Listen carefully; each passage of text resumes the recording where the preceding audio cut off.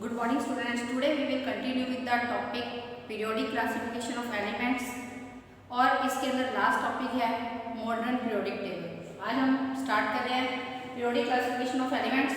यहीं पर अपने छोड़ा था, यही चैप्टर अपने कर रहे थे, जिसके अंदर अपनी लास्ट रह गया था, कौन सा रह गया था, modern periodic table.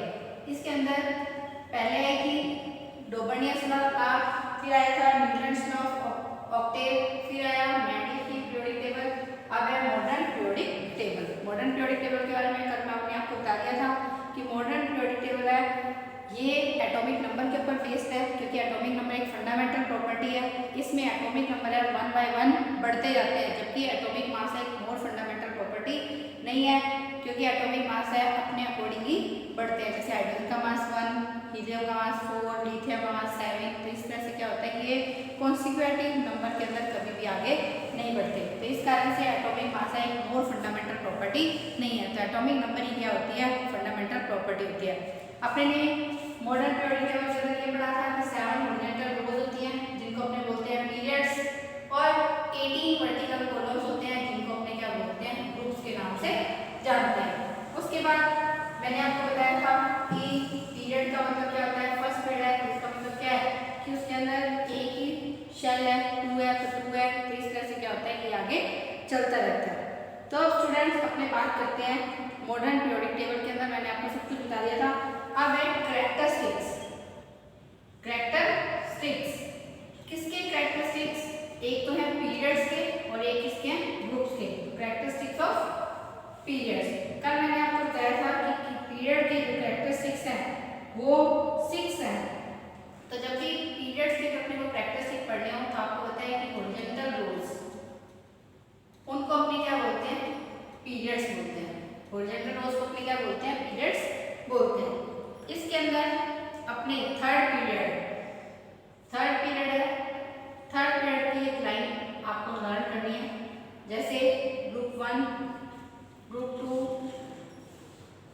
Group 1, group 2, 13, 14, 15, 16, 17, 18। तो अपने को ग्रुप पता होना चाहिए। मैंने आपको बताया था कल ही कि 1 और 2 है।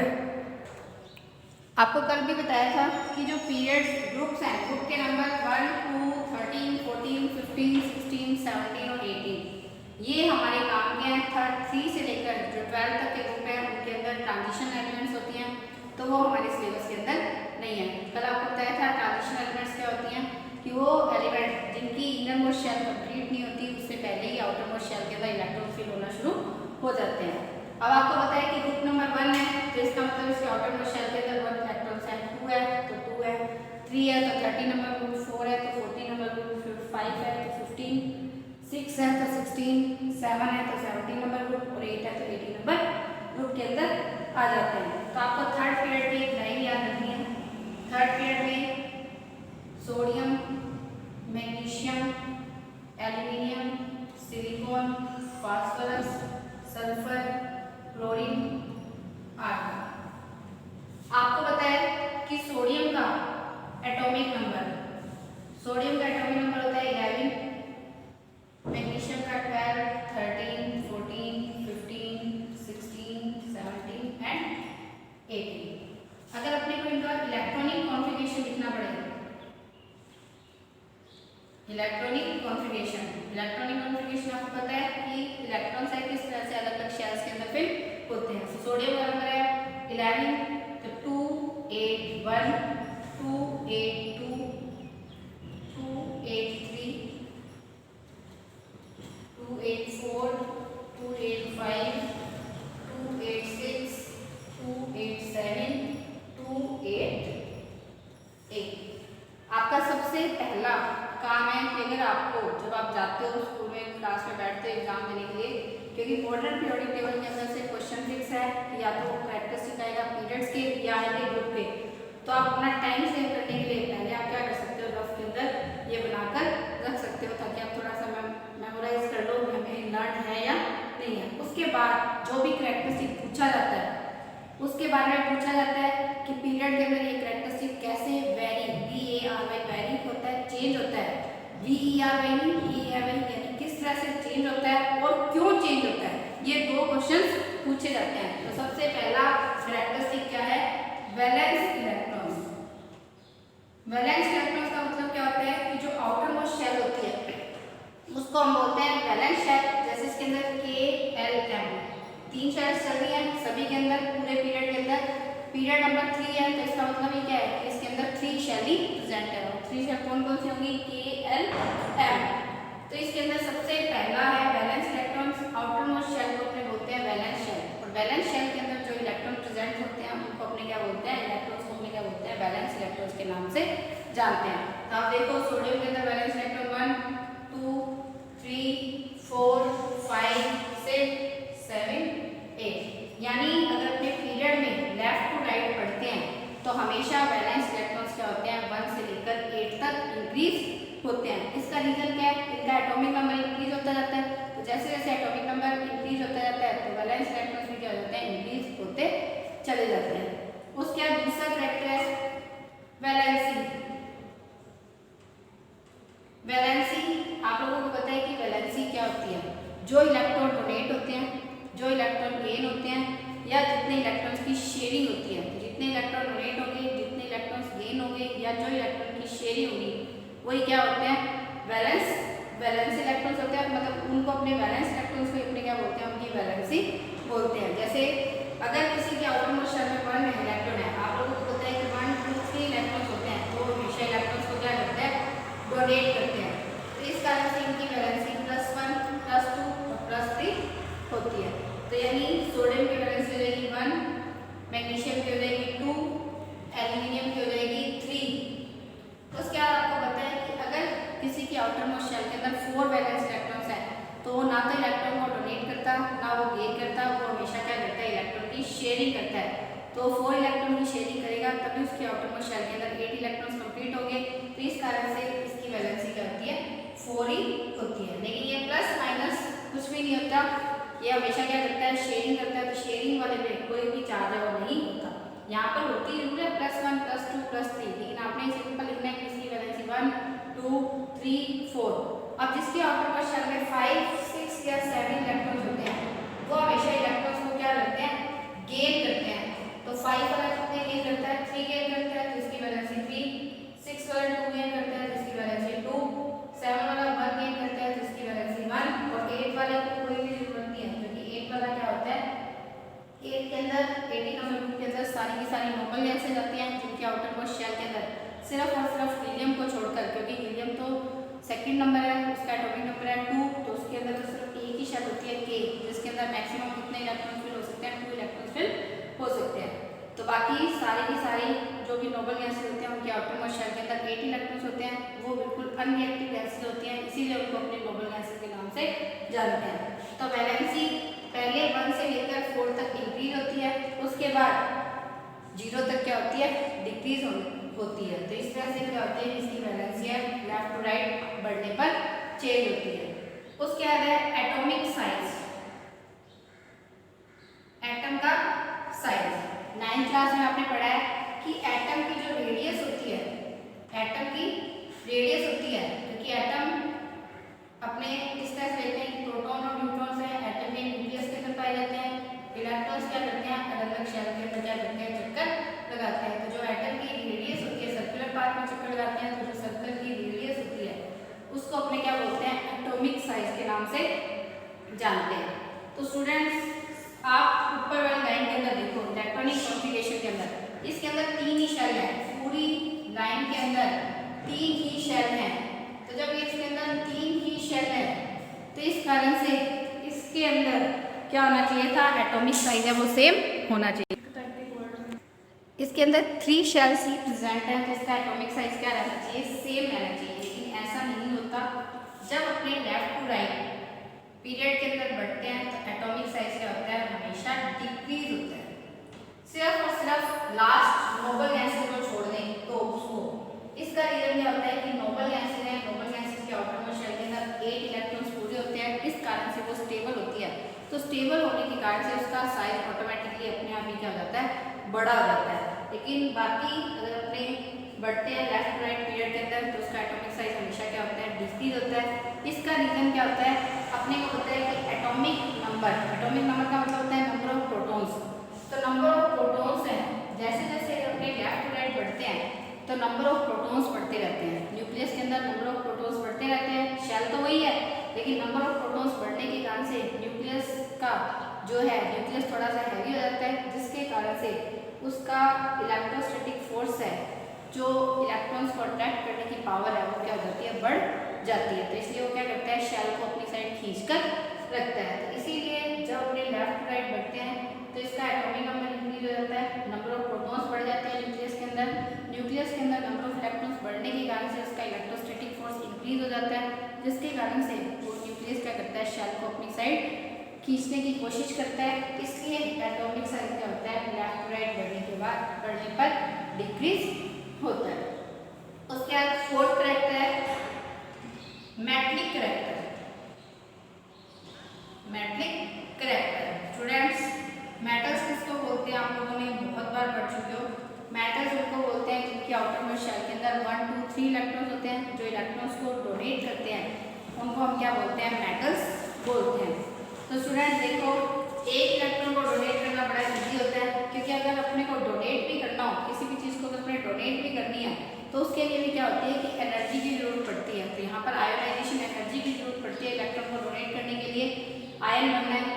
तो इस कारण से क्या होता है, जैसे अगर अपने अपनी नॉर्मल लाइफ के अंदर देखें कि अगर अपने खुद किसी को दान करते हैं तो जितना कम दान होता है उतना करना क्या हो जाता है, हमारे लिए ईजी हो जाता है। जैसे जैसे दान की वैल्यू बढ़ती जाती है तो अपने को दान करना भी क्या हो जाता है, बड़ा मुश्किल हो जाता है। तो 1 इलेक्ट्रॉन को डोनेट करना बड़ा इजी होता है, 2 को और मुश्किल होता है, 3 इलेक्ट्रॉन्स को डोनेट करने के अंदर बहुत ज़्यादा एनर्जी की जरूरत होती है। 4 वाला आपको पता है कि इलेक्ट्रॉन डोनेट करेगा ही नहीं। 5 वाला है वो इलेक्ट्रॉन्स डोनेट करने के बजाय गेन करना शुरू करेगा। तो इसलिए जब अपने लेफ्ट टू राइट बढ़ते हैं तो इलेक्ट्रॉन डोनेशन क्या हो जाता है, बड़ा मुश्किल हो जाता है। इसलिए मेटलिक करैक्टर क्या होता है, हमेशा डिक्रीज होता है। लेकिन नॉन मेटलिक करैक्टर अगर अपने देखें तो नॉन मेटल्स क्या होते हैं, जो इलेक्ट्रॉन को गेन करते हैं। तो जब नॉन मेटल्स को देखें तो अगर 5 है किसी के आउटर मोस्ट शेल में तो उसको 3 इलेक्ट्रॉन्स गेन करने पड़ेंगे, 6 है तो 2, 7 है तो 1। तो इलेक्ट्रॉन गेन करना क्या हो जाता है, इजी होता जाता है। जैसे अगर अपने लेफ्ट टू राइट बढ़ते हैं तो इलेक्ट्रॉन डोनेशन मुश्किल हो जाता है, जिसके कारण से मेटलिक करैक्टर डिक्रीज होते हैं। लेकिन इलेक्ट्रॉन को गेन करना इजी होता जाता है, इसलिए नॉन मेटलिक करैक्टर क्या होता रहता है, इंक्रीज होता रहता है। उसके बाद है फिफ्थ है केमिकल रिएक्टिविटी। केमिकल रिएक्टिविटी भी इलेक्ट्रॉन डोनेशन के ऊपर ही बेस्ड है, क्योंकि कोई भी एटम है जितनी जल्दी इलेक्ट्रॉन को डोनेट कर लेगा या इलेक्ट्रॉन को जितनी जल्दी गेन कर लेगा वो उतना ही ज़्यादा क्या होता है, रिएक्टिव होता है। जब अपने लेफ्ट टू राइट बढ़ते हैं तो केमिकल रिएक्टिविटी पहले तो क्या होती है, डिक्रीज होती है, क्योंकि इलेक्ट्रॉन डोनेट करना क्या हो जाता है, मुश्किल हो जाता है। लेकिन फिर केमिकल रिएक्टिविटी क्या हो जाती है, इंक्रीज होना शुरू हो जाती है, क्योंकि इलेक्ट्रॉन्स गेन करना क्या हो जाता है, इजी हो जाता है। सबके विद रीजन आपको पता होना चाहिए। और उसके बाद है लास्ट है nature of oxide. Last character क्या है, नेचर ऑफ ऑक्साइड।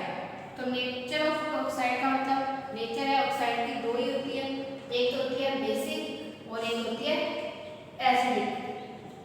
आप लोगों ने पढ़ा है कि मेटल के ऑक्साइड कैसे होते हैं, बेसिक नेचर में होते हैं।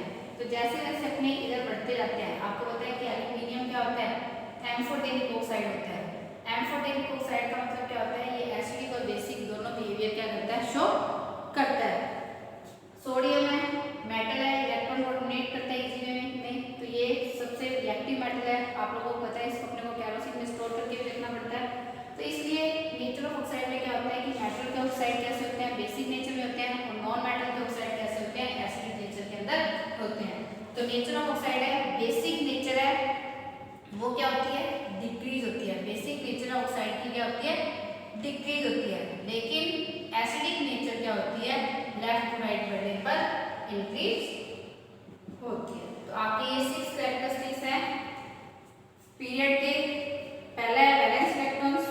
वैलेंस इलेक्ट्रॉन 1 से लेकर 8 तक इंक्रीज होते हैं। वैलेंसी 1 से 4 तक इंक्रीज होती है, फिर 3 से 0 डिक्रीज होती है। एटॉमिक साइज डिक्रीज होता है, क्योंकि नंबर ऑफ प्रोटॉन्स बढ़ जाते हैं, जिसके कारण से न्यूक्लियस की अट्रैक्शन पावर बढ़ जाती है और उस शेल को अपनी तरफ खींचने की कोशिश करती है। मेटलिक करैक्टर पहले डिक्रीज, मेटलिक करैक्टर डिक्रीज होते हैं क्योंकि इलेक्ट्रॉन का डोनेशन कि इलेक्ट्रॉन को गेन करना इजी होता जाता है। सेम यही केमिकल रिएक्टिविटी में है। नेचर ऑफ ऑक्साइड है, मेटल के ऑक्साइड बेसिक नेचर में होते हैं, इसलिए नेचर ऑफ ऑक्साइड है, बेसिक नेचर डिक्रीज होती है, लेकिन एसिडिक नेचर क्या होती है, इंक्रीज होती है। तो ये है आपके कैरेक्टरिस्टिक्स ऑफ पीरियड्स। अब इस चैप्टर का बिल्कुल last topic characteristic of group. जो कैरेक्टरिस्टिक्स ऑफ ग्रुप है वो पीरियड के कैरेक्टरिस्टिक की बजाय बहुत ज़्यादा इजी है।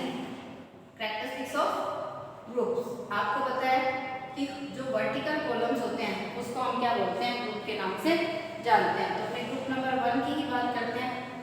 ग्रुप नंबर 1 के अंदर सबसे ऊपर हाइड्रोजन है। हाइड्रोजन को हम नहीं लेते हैं क्योंकि हाइड्रोजन एक स्पेशल एलिमेंट की तरह ट्रीट होता है, मैंने आपको कल भी बताया था, तो हाइड्रोजन को अपने नहीं लेते हैं। उसके बाद है लिथियम, सोडियम और पोटेशियम, ये सेकंड नंबर ग्रुप है, सेकंड नंबर पीरियड है, ये थर्ड नंबर पीरियड है और ये फोर्थ नंबर पीरियड है। आपको पता है कि लिथियम का एटॉमिक नंबर है, लिथियम का एटॉमिक नंबर है वो होता है 3, सोडियम का होता है 11 और इसका होता है 19, पोटेशियम का होता है 19। तो इनका इलेक्ट्रॉनिक कॉन्फ़िगरेशन क्या होगा, 3 है तो 2 1 2 8 1 2 8 8 1। इस तरह से आप क्या करोगे, एक ग्रुप का एग्जांपल ले लेते हो। सबसे पहले है वैलेंस इलेक्ट्रॉन्स। इसके अंदर भी सेम यही 6 कैरेक्टरिस्टिक है। सबसे पहले अपने बात करते हैं वैलेंस इलेक्ट्रॉन्स। आपको जब मैंने कल मॉडर्न पीरियोडिक टेबल के बारे में बताया था तब मैंने आपको ये बताया था कि जिन एलिमेंट्स की प्रॉपर्टीज सेम होती है वो सेम वर्टिकल कॉलम के अंदर अपने आप ही सेम ग्रुप के अंदर आ जाते हैं। और अपने ने पढ़ा था कि ग्रुप नंबर 1 का मतलब ही क्या है, सबके आउटर मोस्ट शेल में 1 इलेक्ट्रॉन होंगे। ग्रुप नंबर 2 है तो 2 होंगे, 13 है तो 3 होंगे, 14 है तो 4, 15 है तो 5, 16 है तो 6, 17 है तो 7 और 18 नंबर ग्रुप है तो 8।